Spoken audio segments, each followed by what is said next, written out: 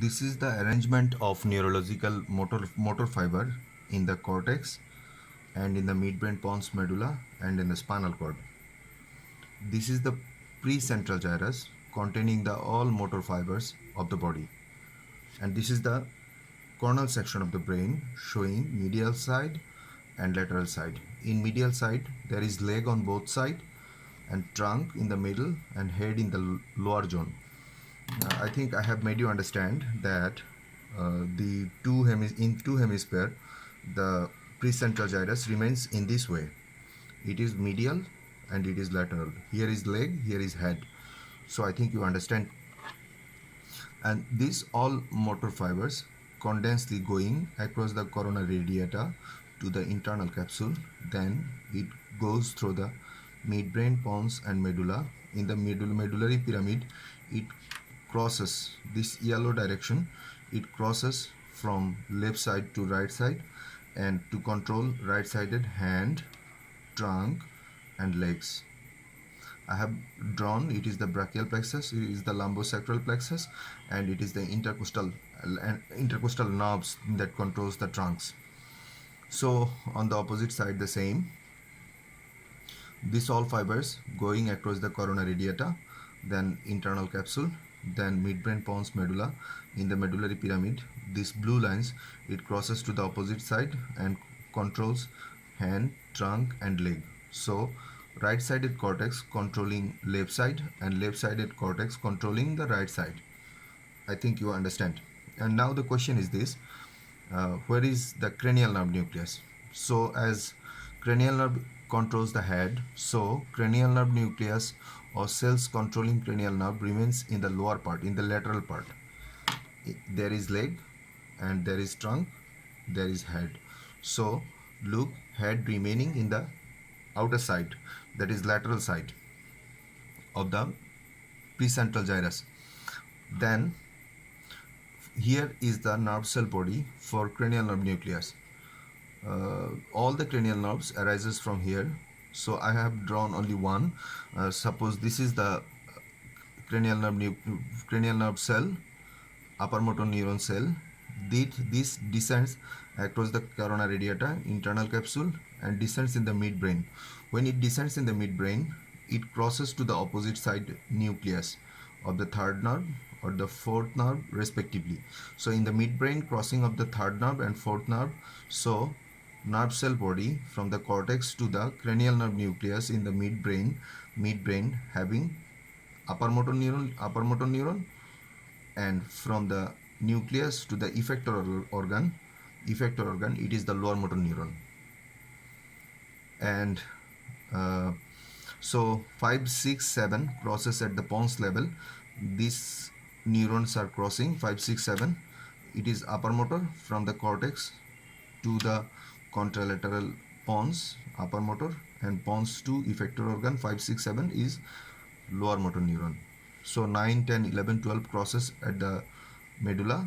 So cortical cell up to the medullary nucleus is upper motor, and from here it is lower motor.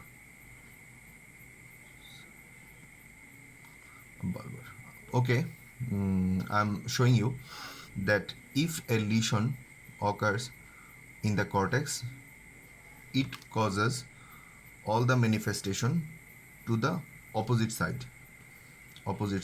This left-sided cortex controlling this right-sided all cranial nerve and hand and trunk and leg. So up to the internal capsule level, from the cortex up to the internal capsule level, if there is any stroke, it causes contralateral cranial nerve nucleus lesion and either upper limb upper motor neuron lesion or lower leg upper motor neuron lesion. So lesion in the cortex up to internal capsule causes all thing in contralateral side. So if a patient presents with ipsilateral third nerve palsy, right-sided third nerve palsy with right-sided upper motor neuron lesion, lower leg palsy. So the lesion from cortex to above. But if a lesion occurs in this side, Okay, it is where in the right side, where below the internal capsule, where in the midbrain. So there will be third nerve, lower motor neuron type of third nerve palsy on the right side, and this some fibers is being destroyed. This fiber is crossing towards the left side. So ipsilateral third nerve palsy with contralateral hemiplegia, or either hand or leg.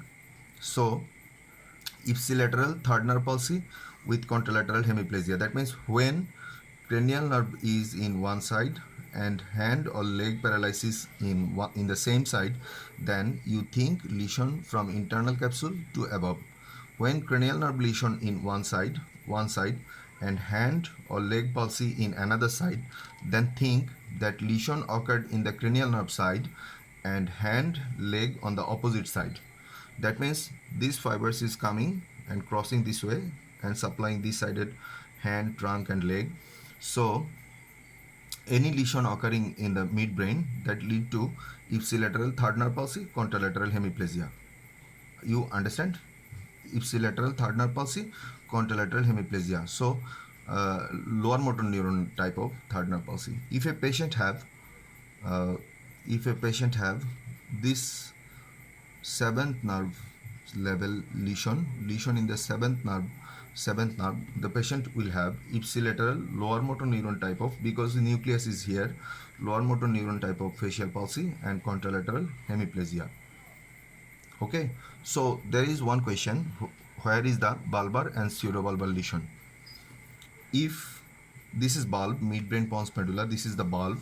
So if lesion occurs in 9, 10, 11, 12 nucleus level, so where is the lesion? Lesion in the bulb, that means in the medulla.